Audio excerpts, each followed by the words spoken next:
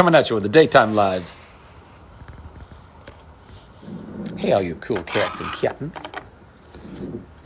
That sensational spider, gold. Kate Lucas, silver. Collection of people, potentially bronze, but the first single through that, Eric Weigel, 357, bronze. As you can see, I haven't changed a thing. Sitting in the same place, wearing the same clothing. I have showered. Feel kind of proud of myself for that one. It's your B-Day tomorrow. Well, happy B-Day tomorrow, Vampette Christie. Skeletor. It is a little Skeletor, isn't it? Little purple, little hood. I love my sweater too. And not necessarily because it almost looks like a Shazam emblem, because it really actually doesn't. It looks more like a Flash emblem, if anything. But it's only got the one zig. It doesn't have the zig and the zag, so it's not technically that either. And the Shazam logo was more of a thunderbolt as opposed to a lightning bolt. It's got a little, like, it's a heavier top end, you know what I mean? The Belichick neck, yeah. Oh, but this brand is Aviator Nation, and this is just one of their logos. They have these. My manager, Jason Weinberg, for like around the time of the Shazam press tour, he had found a similar sweater. It was a crew neck, not a V-neck, like there's no hood, and it was like red, and it had the bolt. And he's like, "Oh, that reminded me of you." And so he bought me that sweater, which I really liked. And then I happened to be shopping in Austin down on Congress, and there's a Aviator Nation store there, and they had this on the sales rack. How many people had to walk by this piece of art and leave it be in order for me to find it and wear it? Too much, all the time. I have not heard the Strokes' new album. Is it fantastic? My hair is looking a little bit better now. Yeah, well, I think it's because I took a shower and I used some of my natural hair oils to just kind of style it. I feel like it's so bright. Does it look really blown out on my face right now? Or is it just in my camera that it looks blown out? What's my favorite part of acting? I don't know. I really like making people laugh. I like entertaining people. I like transporting them out of whatever their particular moment in life is. Even if they're in a good place in their life, I like being able to transport them to a different place, to go spend time with a different cast of characters and, potentially learn or grow or just be entertained through that 30 minutes to 2 hours or whatever. I love being able to do that. I also love that as an actor, you're forced to practice empathy quite a lot.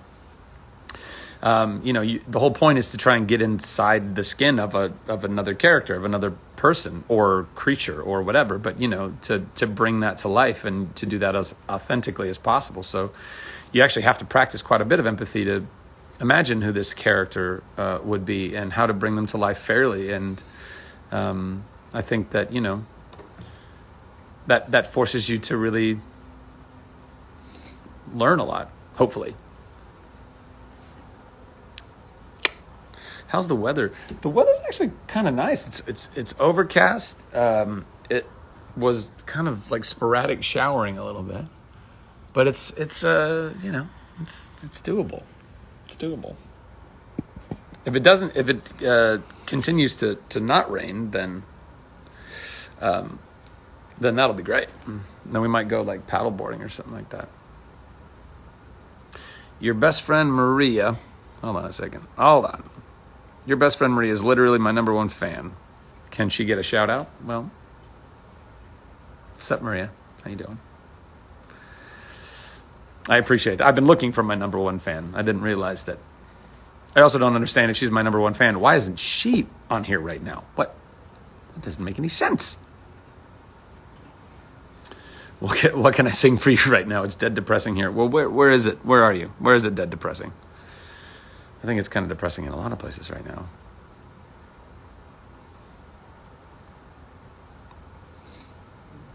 You tried saying Shazam and nothing changed. Did you do something wrong? Yeah, you're not the chosen one. Did you see the movie? Only one person can be chosen. Well, that's not true. One person was chosen before me, and they turned out to be real evil. Goes by the name Black Adam. He kind of went off the reservation. But then the real champion of the people was chosen. So that's why you didn't change. Hi from the up of Michigan. Ooh, the Upper Peninsula of Michigan. That is so far up there. It's so odd. It's basically Canada. I mean, British tea or American tea? I don't know. Green tea. A good jasmine green tea, wherever that would come from. How's it, sunny South Africa? How's it? Man, I had a blast in South Africa. If you ever get the opportunity, I highly recommend going to Cape Town at the very least. I didn't really go anywhere in South Africa other than Cape Town, but I had a tremendous time. I loved the people. I loved the weather. I happened to be there in our northern hemisphere's winter and their southern hemisphere's summer, and the weather was incredible, and the hiking going up to like Tabletop and Lion's Head, right? I think that's the name of the other one. Kicked my ass, but it was beautiful. It was amazing. I hung out with pelicans, for God's sake. Who gets to do that? We do, if you go near Cape Town. Was it fun voice acting with Yvonne on Tangled? Absolutely. I love working with Yvonne anytime, always. And it was really special that we got some Chuck alumni and some She Loves Me alumni in the show. My gorgeous boy Blue, he's good. He's right here. Hey, Blue boy. Hey. Hey, buddy. Hey. It's on your butt. He's got some barb. He looks like a robo-dog right now because he's got a special collar on him. He has been a bad boy and running off and getting himself into trouble. Gotcha. I'm trying to get something out your butt. Running after wildlife or not so wildlife and barking and being a bit of a terror. Also, we came to find out after a few of our chickens wound up dead. He may... Oh, did I just take a picture of myself? That was strange. That he... not may. He was the culprit in a couple of those chicken murders. He's a chicken murderer. I don't think he meant to kill them so much as like he was playing with them a little too hard and clearly doesn't value them as being other life forms enough to not break their necks and then start chewing their insides. He's a dog, you know. They were once wolves. They're still part wolf down in there, even your little chihuahuas. Isn't that weird? Like, the teeniest little dog, all the weird form of dog that we have now manufactured through crossbreeding, all started once upon a time as wild apex predators. Like, insane. Gray suits me? Great. Oh, you mean like gray hair? My gray hair? Thank you. I appreciate that. That's right. All of your chihuahuas. Every one of you people out there. Yeah, your dog chases squirrels. Of course it does. It's evolutionary. That dog was chasing and eating squirrels. You're horrified. Well, I mean, I was very disappointed in him. But I also love him, and I know it's kind of a bit of nature, you know.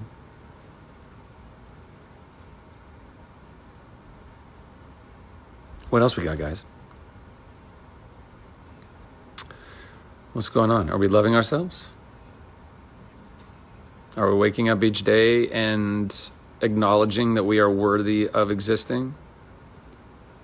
Are you looking yourself in the eye, in the mirror, if you need to, and quite literally saying the words, I love you. You are worthy of love. You are exactly where you are meant to be.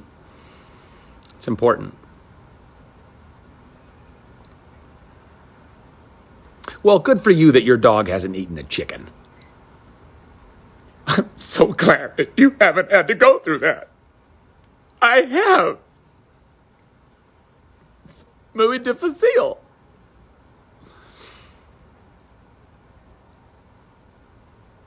Posture.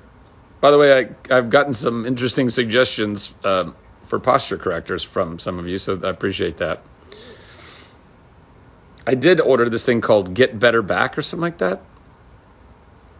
It's like it's a contraption that you wrap around your lower back and then you wrap around your knees, and apparently your knees push out in such a way that it holds your lower back in a perfect spot no matter how you're sitting. So hopefully that helps me to get worked out. No. Big old wasp. See that wasp right there? Not. Leave it alone. I don't need you getting bit on the face.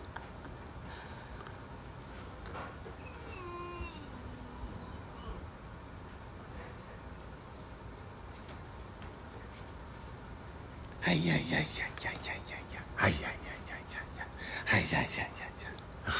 love this dog so much. Yeah, I love you, even though you murdered chicken. It's like the Pollo Jack the Ripper.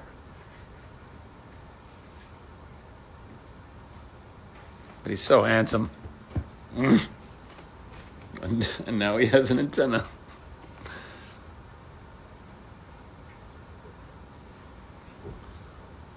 The wasp could be Jane. Like Ant-Man and the Wasp.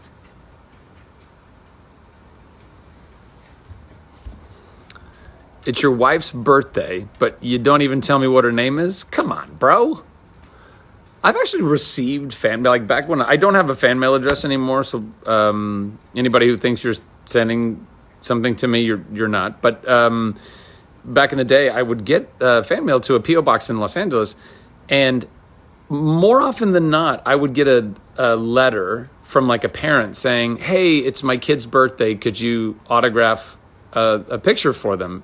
And not even give me their child's name. And I would never sign them back because I was like, I don't know that you're even a real person. Like a lot of people would just like hit you up. You know, they're just trying to get autographs to sell or whatever. I was like, if you can't even be mindful enough to care about your child enough to put their actual name in this request, then it's just not going to happen, guys. Sorry. Hashtag sorry, not sorry. Hashtag lo siento, pero no lo siento.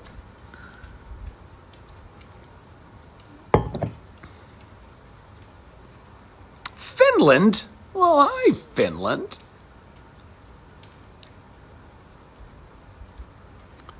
What do I miss now that I'm in lockdown? I mean, I miss all the rest of my friends and family. I wish they were all here right now. I'm trying to get them out here. Slowly but surely.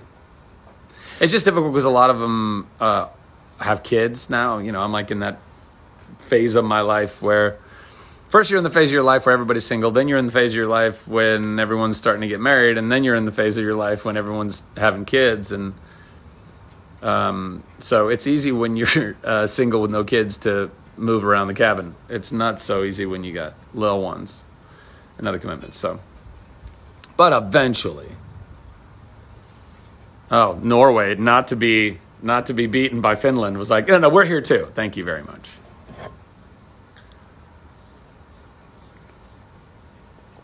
Oh, man. I use a little bit of, I use like a scoop and a half to 2 scoops of the Flow collagen that we make. And I put it in one of these guys with a bunch of hot water and a couple of bags of jasmine green tea. It's kind of become like my favorite drink in the world. I'm not going to lie. Because we put just a little bit of stevia in that collagen mix. And so it's a perfect sweetener. It's so good. Oh, also, go check out Flow Subs if you haven't already.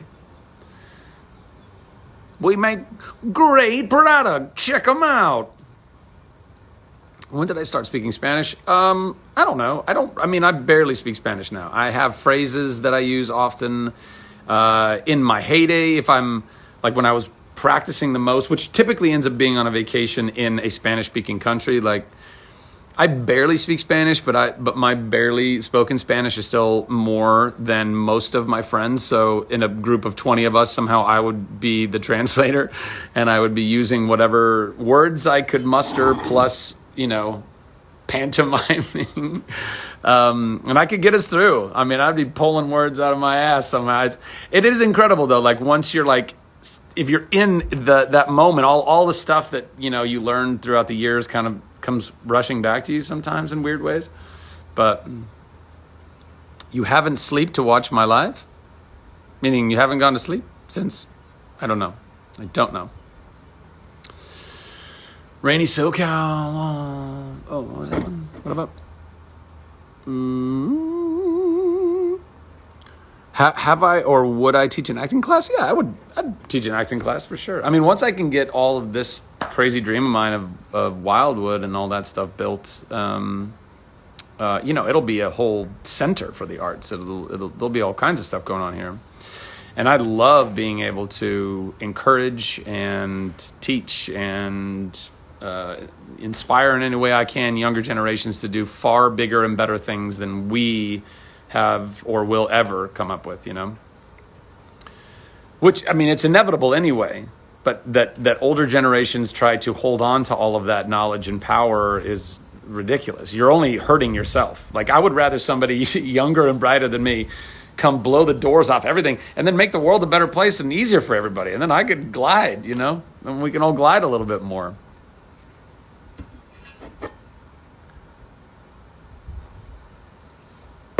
Power of Zeus. Yeah, Shazam's 2021 ranking on that I saw that Deadline article. That was pretty cool. Although I don't know, I think it was just the 21st most powerful or you know, given the whole algorithm, like successful of just last year. I don't know how many movies came out last year, but you know, I mean, I'd better be 21st than 22nd or anything lower than that for sure. But if there were only like 40 movies, then, you know, still very cool. It was very cool. Because that was one of the things that, you know, a lot of people don't necessarily take into consideration is that the success of a movie, whereas Once Upon a Time was pretty much, you know, primarily, if not exclusively, summed up in their box office, their domestic, actually at once upon a time, it was almost like, you know, just domestic box office, and then international box office became a much more considerable way to also gauge the success of a film. But ever since home video and now streaming and all of the things, there's so many ways that people consume, so they don't necessarily go out to a movie in the theaters right away. And also given, you know, a movie's budget, which ours on Shazam was not all that big. I mean, it was bigger than I suppose a regular, you know, like a rom-com, but it was quite small for a superhero movie. And so all that said, you know, we did pretty good. We did pretty good. You guys helped us do pretty good, which I'm super grateful for. And I love that people are still finding it, you know? They're still finding it I think it's on HBO right now. Where else is it? Is it on Amazon? I don't know. You can easily Google that information. Chuck. $5 days at movies. $5 days.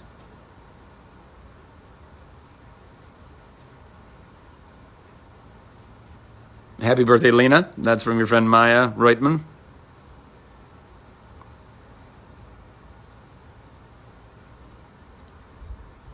Oh, you got Shazam off iTunes. Nice. Frank Wentz, consider that your shout out. It's on Amazon. Okay. Yeah. Nice. I think it's also, you know what? Yeah, you can watch it on Amazon, but then also I think they just have it on HBO's, like, you know, cycle of movies that they play too, which is cool.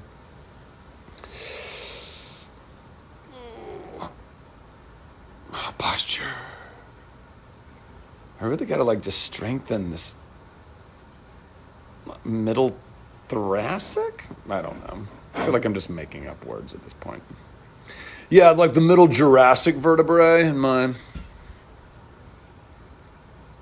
What are my Easter plans? I mean, we're chilling here because that's what everybody's doing. I might tune into a service, a church service, somewhere online. I don't know.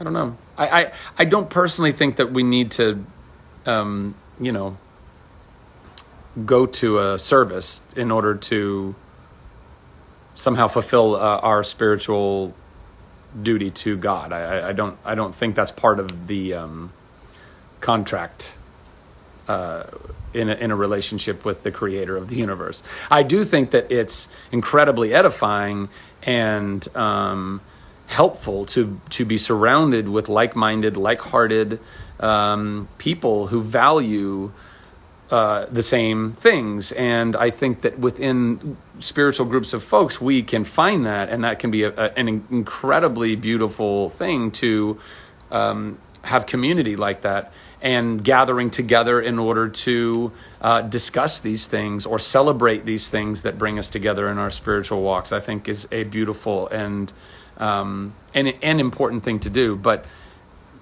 you could be isolated for the rest of your life, have no, be stranded on some island, and you have no church building, you have no other people, and you could spend every day just communing with God. You don't need a building, you don't need anyone else to intercede between you and, if you believe in God.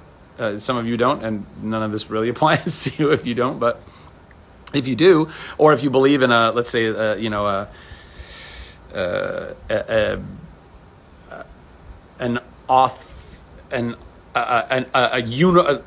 idea of the universe that might be sentient on some level, which I still think is God. I mean, I think it's God is just a catch-all that we use that everybody kind of understands as that other all-encompassing, energy and thing and knowledge and wisdom and power and, that started it all and will end it all and all that jazz. So, but yeah, you can commune with that energy anytime you want. So I don't know that I'll do anything for a service necessarily tomorrow, but I'll certainly be, as I always try to be, mindful of what this weekend is representative of, which ultimately is love, the love of God. So I hope everybody this weekend, whether you subscribe to the idea of God or the universe or energy or nature or whatever, I hope that you know that authoring, all-encompassing energy loves you deeply and dearly and infinitely. And to, let this weekend be less about, well, it's not really going to be about a lot of bunnies and Easter eggs, is it? Not that people won't be doing that in their own backyards or in their own apartments, but it's less about that and more about being grateful for the love of the Creator,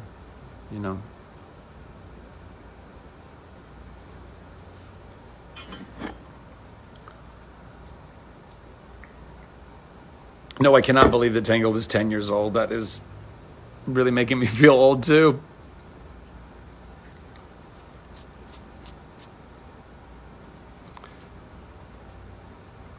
I actually I've never really gone back and watched any of my old stuff. I don't do a lot of rewatching of almost anything, movies or TV shows, or occasionally I do. There's some that are just evergreen and they're so delightful to me and I love watching them over and over again, but I don't know. I still haven't even seen every episode of Chuck. Like I think I watched up through the third season, or like maybe halfway through the third season, and I was actually just criticized. I was very harsh. It's very difficult for me to watch myself on camera without constantly criticizing myself, and I mean literally even things like posture. If I go back and watch old footage of me, I'm like, oh God, you're all hunched over, and I hate it. I hate looking at myself, which I'm trying to get better at. But I think it's kind of it's a pretty common thing amongst people, It's like the first time you hear your voice on an answering machine or something, and the first time you hear your voice recorded, and you're like, that's not me. That's a horrible sound. Who is that person? But the truth is, it's not a horrible sound. It's just you, and it's very alien to how you perceive yourself, So yeah, the posture in Chuck was weird. Thanks. Thank you, person. Wow. I mean, it's not much better now, so I guess it's all still weird. Am I a fan or believer of cryptozoology? I don't know what that is. And I'm gonna look it up right now. Sometimes, I like to look up songs and we'll do a little ditty, we'll do some karaoke. Sometimes I just like to look up weird stuff. Like cryptozoology. It's in the hole.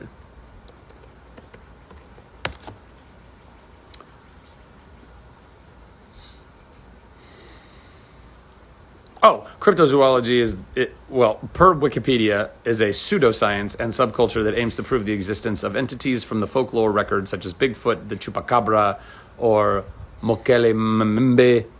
I don't know what that is. Right. So, do I believe in cryptozoology? No, probably not. No, I not that I don't think that there could be some creatures of antiquity that literally don't exist now anymore. So you wouldn't be able to find them in the natural world. Well, you could find their remains perhaps, but you couldn't find a living version of it. Maybe there was some version of a living thing that existed many moons ago that early sapiens discovered and observed, and with, whatever their incredible and vivid imaginations were at that point, being very uneducated in science and things. They had very little idea of what they were looking at often, and who knows what stories and narratives they built in their own heads about the powers or even like shapes and sizes of these things if they were rarely seen. So yeah, I don't know. Like clearly, like the Loch Ness Monster is based on sauropods, or I don't know, whatever that like aquatic long-necked dinosaur is. That per fossil records we know some version of that existed. So yeah, where there was something like that on the Earth at one point, probably. I don't know that one still lives in Loch Ness. Also, I just learned like 6 months ago that loch meant lake in Scottish. How sad is that? I was like a loch, like when you go to the locks, at the Panama Canal, like, how they gotta lift you up and down in water. I just assumed that Scotland had a lot of those locks. Not that's what they called lakes. Dummy. Anywho, yeah. So, and is there a chupacabra? I don't know. I think that there may have been, again, like a strange mammalian, carnivorous, wolfy coyote type of a thing that probably had some weird alopecia and was haggard and was killing sheep, and people were like, oh my God, que Dios, the chupacabra. So, so yeah, that I don't know. And Bigfoot, I don't know. I've seen enough documentaries or documentary series of people on Netflix, or and it's sold to you when you click on it. It's like, they've got the proof, and then you watch the whole thing. It's like, well, it's all kind of theoretical. You're like, what are we even talking about? Nobody has real evidence. It's all just kind of hunches still. So yeah, I don't know. So that's the long and short of, I don't really believe in cryptozoology to the extent that I think any of these animals are actually real. I think that there's far too much technology, observational technology in the world right now, that if these things were real, somebody would catch it on a game cam, on a, a satellite. And by the way, in the next 20 years, it will be next to impossible to hide anything on this earth, unless it's underground somewhere, and there's going to be so many more cameras and things and documentation. I mean, by the way, for anybody out there right now that has kids, keep in mind that you're probably going to want to get your kids, well, depending on how their childhood has been going so far, but I think there's going to be a great need for childhood therapy, or therapy starting even younger, and not because of crazy traumas that your children might be suffering, but really just kind of subtle programming and mechanics that they're all learning right now, namely for example, I was born in 1980. We certainly were there many pictures taken of me and my sisters, but it was on film cameras, and that cost money. Film cost money. Rolls of film cost money. Also, developing all that film cost money and took time. And the idea of just taking endless amounts of photos of your children just wasn't an option. So kids didn't grow up with this thing in their face all the time. Now, if you have a kid, you know how often you take photos of your kid and how often everyone else in your family and your friends take photos of your kid. Children are now growing, and by the way, and all children are watching us on our little black rectangles as well.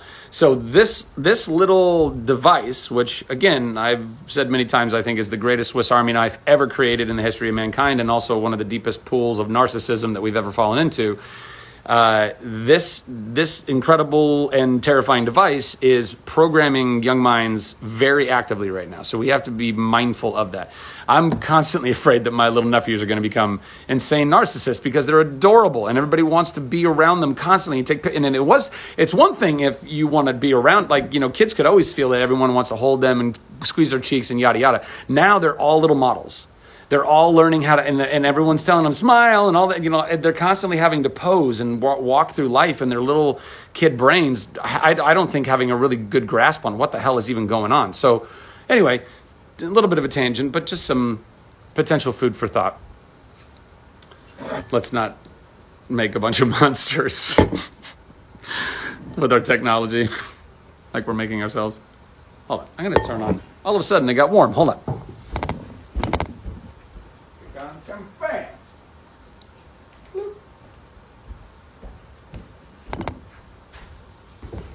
And we're back. Batlands asks, pineapple on pizza, yes or no? Not yes. Fuck yes. Pineapple and pepperoni is, to me, in my mind, the greatest combination to ever be put together on a slice of za.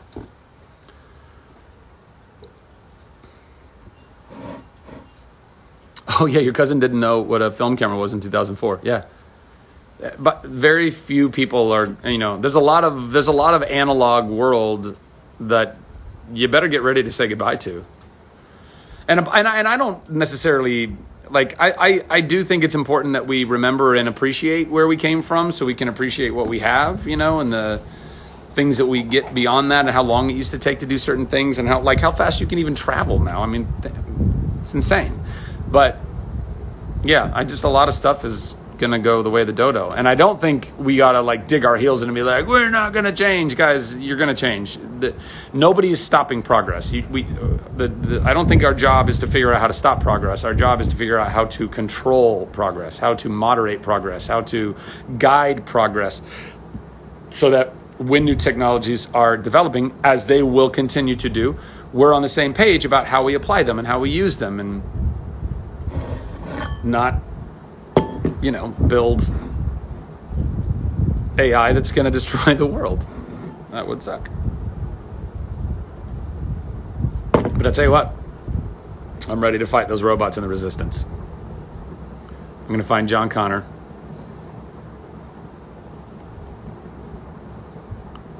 John Connor, come with me if you want to live.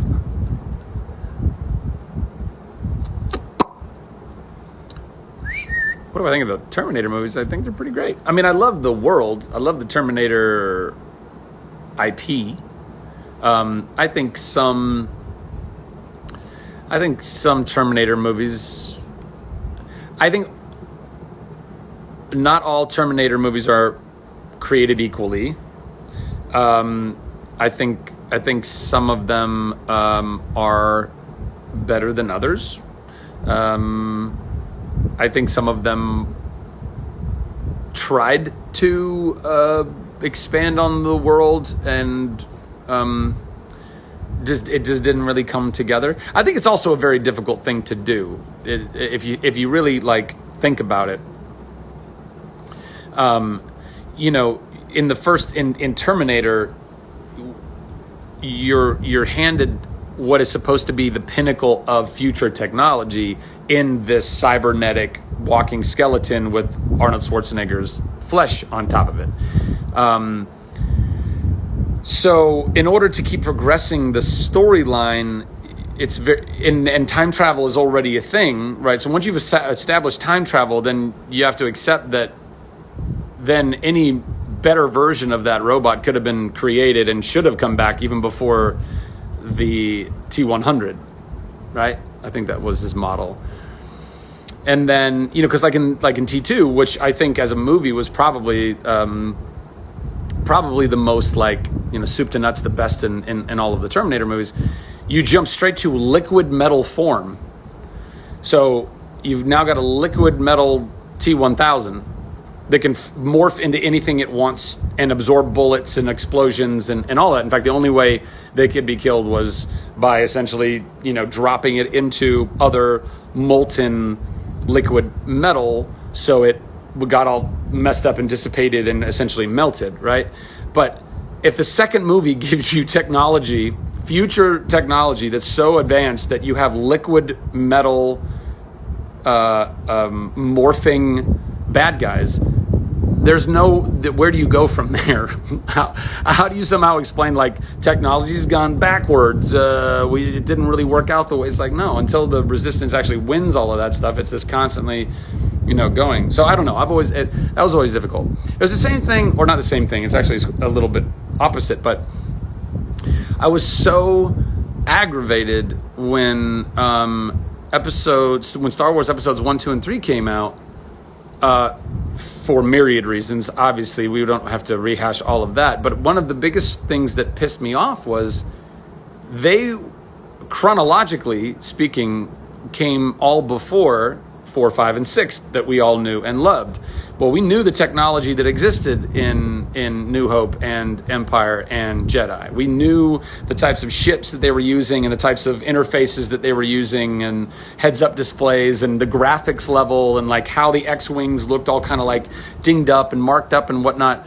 Used. It felt like a tangible, real used, you know, hands-on world. And then all of a sudden we go back in time and all of the spaceships are, because now it's in the, you know, late 90s, early 2000s. And so George Lucas decided to use all the tip-top of computer graphics and made all of the worlds way too clean and glossy, and the ships looked way more futuristic and had better tech. And you're like, what are we even doing? What is happening right now?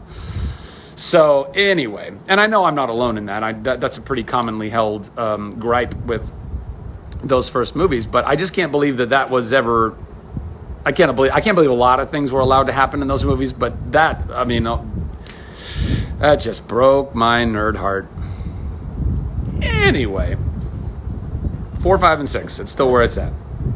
And I'm not trying to be some like hater or purist or whatever. I think those movies they understood how to catch the heart and magic that everyone that I know fell in love with. And I don't think that technology or anything else can change that. You can still capture the same heart and magic. You just have to do that. And I don't feel like it's been done, unfortunately, to the same level as those first 3 captured them. But still love that entire world. I would love to work in the Star Wars universe. Would love to. And the Star Trek universe. And the Harry Potter universe. And the Lord of the Rings universe. And all of the nerdy worlds and universes. I have not met my neighbor Willie Nelson yet. He does live in Austin, but I don't know where in Austin. I think he lives on like a whole other part of town, like the whole other side of town. Which movie, in my opinion, is flawless? Well,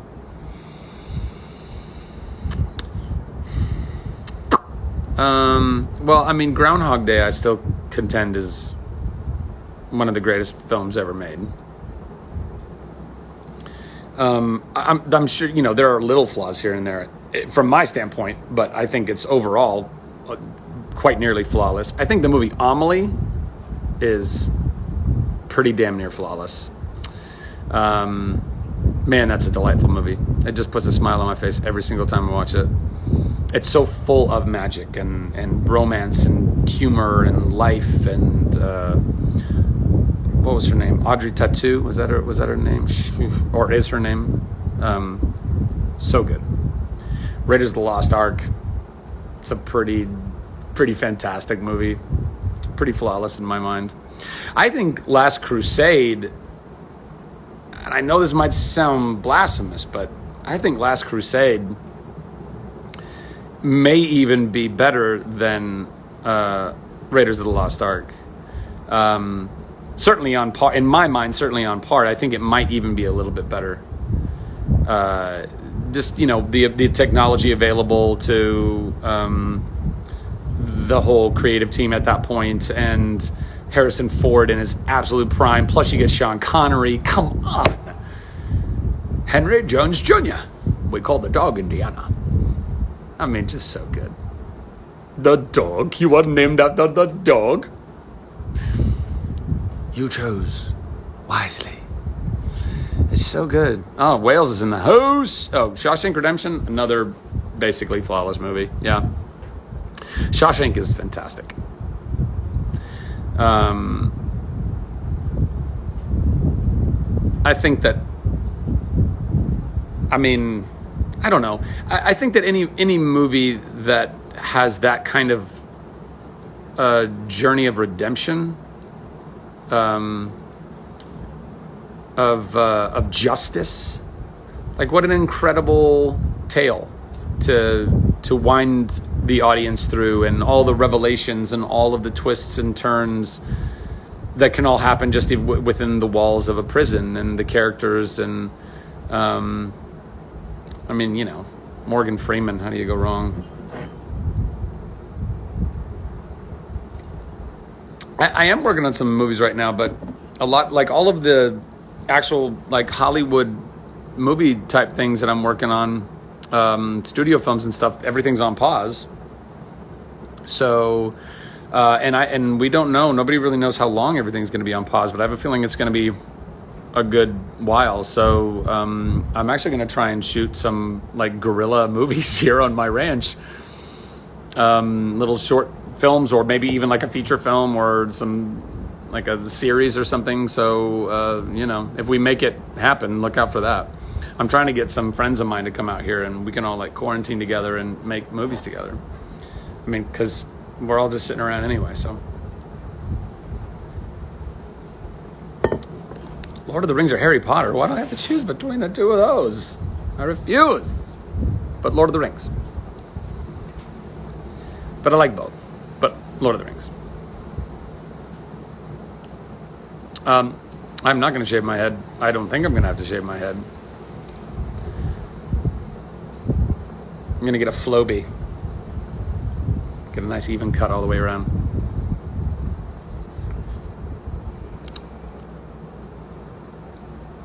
Expectations on working with Cole Sprouse? Super pumped to work with Cole. We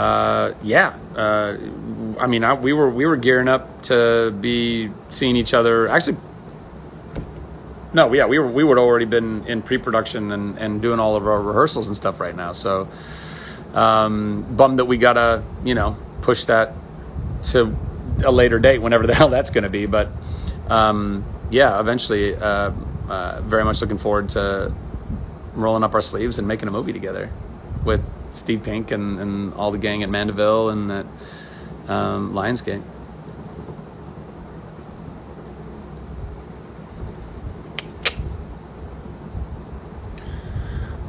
Does anybody have any more questions? Yeah? Is there anything else we want to talk about? Do I know Aston? Do I know Skylar Aston? I think I've met him before, briefly. I don't really know him well, or intimately, or biblically. Broadway does not need Chuck the Musical. No, it doesn't. In fact, in my humble opinion, Broadway needs less Hollywood remake ports of Broadway musicals. I understand that Broadway producers and creatives, they feel safer taking an unknown IP, a known product, movie or television show that people already have essentially voted on in the past or whatever and said, I like this and we like this, and they feel safer being able to take that known thing and making a Broadway musical about it. And not to say that there haven't been, I think, some very impressive translations from film to Broadway show.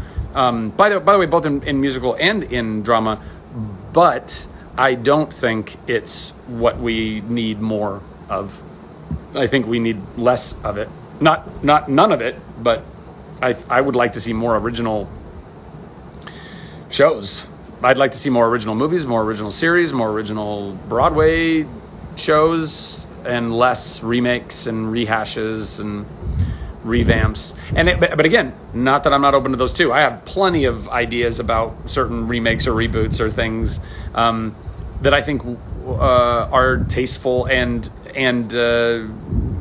more, I don't know, not necessary, but I just think that some things you don't want to touch because you don't need to touch them. And then there's other things like a movie like The Last Starfighter that I think, just because of where technology was at that time and because of whatever budget they had a great story, but not the greatest budget to, compete on. And also, I don't know, just the time in the 80s when it came out. And so it became kind of a niche, like a cult classic, but I don't think it's gotten its day in the sun. And I think a movie like that deserves a better day in the sun.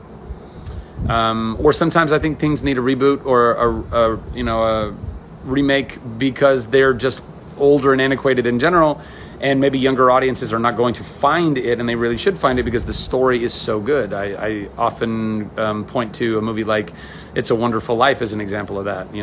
My fear is that It's a Wonderful Life will become kind of an antiquated story that people won't see the way that they used to. And I think it's an important story about valuing your life even when things are falling down around you. I mean, that was taking place during the Great Depression, essentially, and Run on a Bank and George Bailey and just trying to do his best and thinking the world would be better off without him, and how many of us need to be reminded of the fact that the world is not better off without us. The world is better with us. You are serving a purpose in this world, whether you know it or not, whether you believe it or not.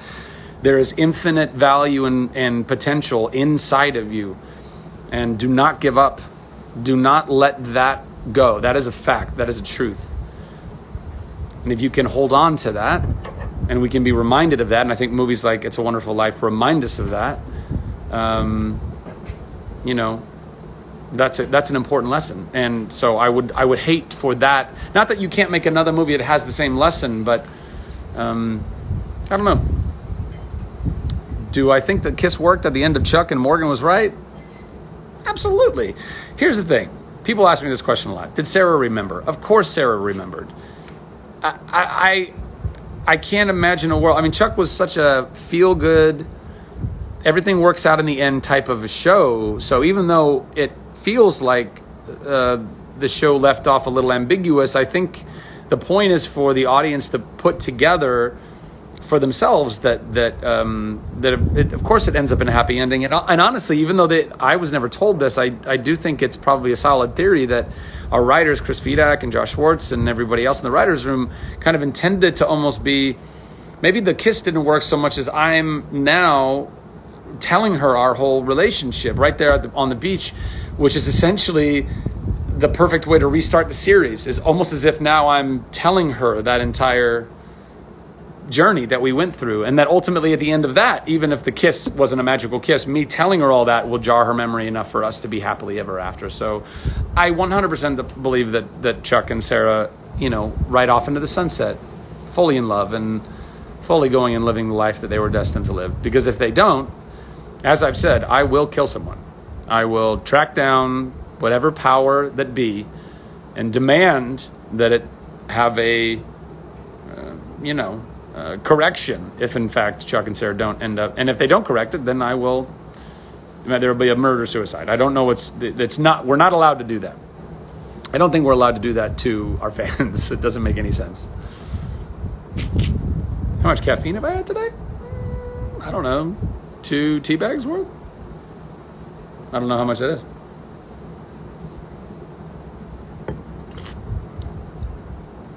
How do I deal with grief with an anxiety disorder?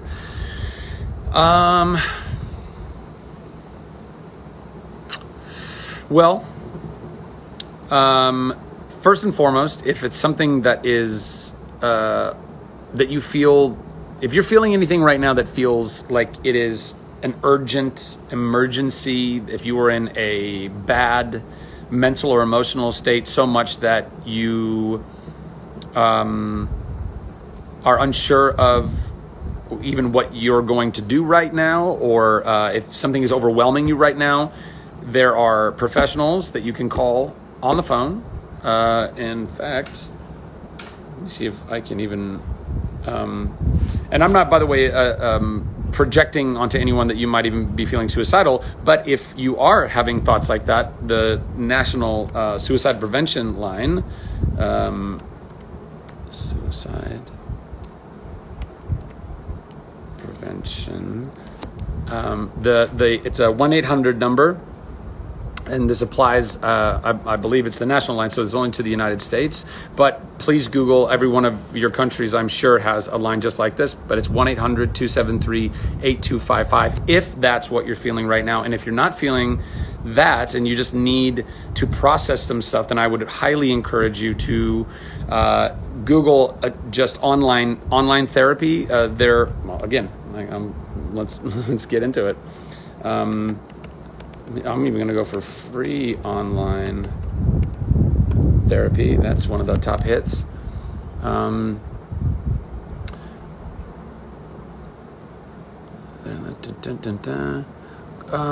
This place, let's see here. Free online therapy. BetterHelp.com? Oh, Talkspace. Talkspace.com? Yeah, try Talkspace.com. I don't know. They look very legit to me. Psychiatry, depression, anxiety, relationships, all kinds of stuff that's popping up here. Let me see if it's going to be flipped for you, but that's kind of what their splash page looks like.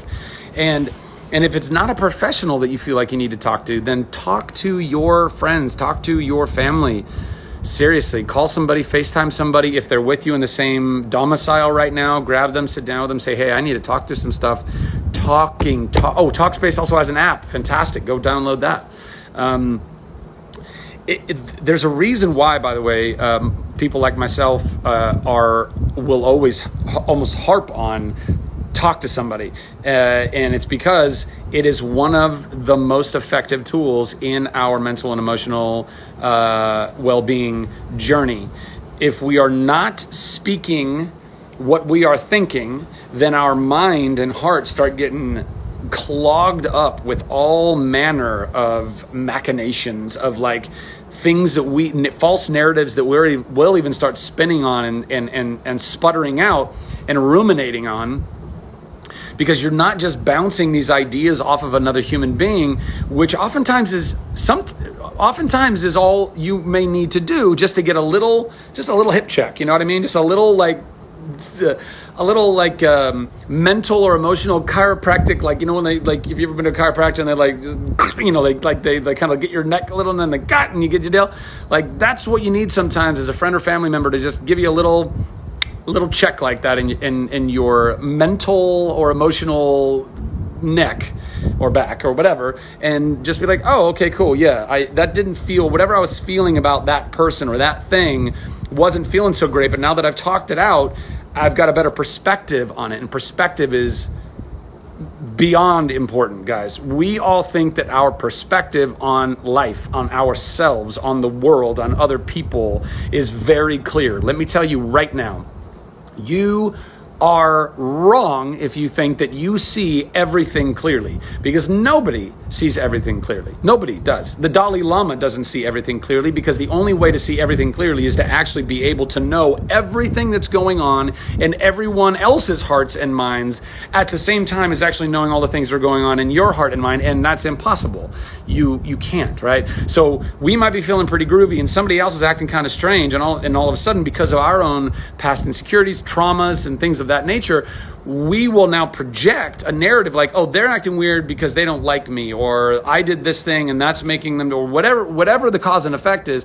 And we will oftentimes internalize that and start blaming ourselves instead of knowing and having clear perspective, which is, oh, if you would have known better, you would have known that that person actually just got into a fight with their spouse and they're being real closed down and that has nothing to do with you. In fact, 90% of the time, it has nothing to do with you when somebody else is acting negatively or incorrectly or whatever, abusively. It more than 90%. It's not about us. It's about them. It's about what's going on in their own heart and mind that's bringing out these behaviors in them. So perspective. Try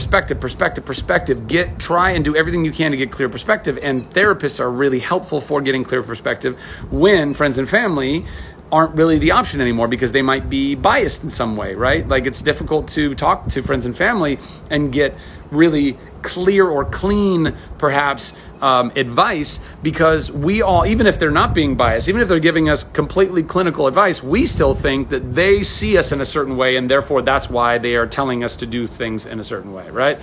So having an objective therapist be able to work through things with them, and that's I think an incredibly helpful thing, and I recommend it to everyone.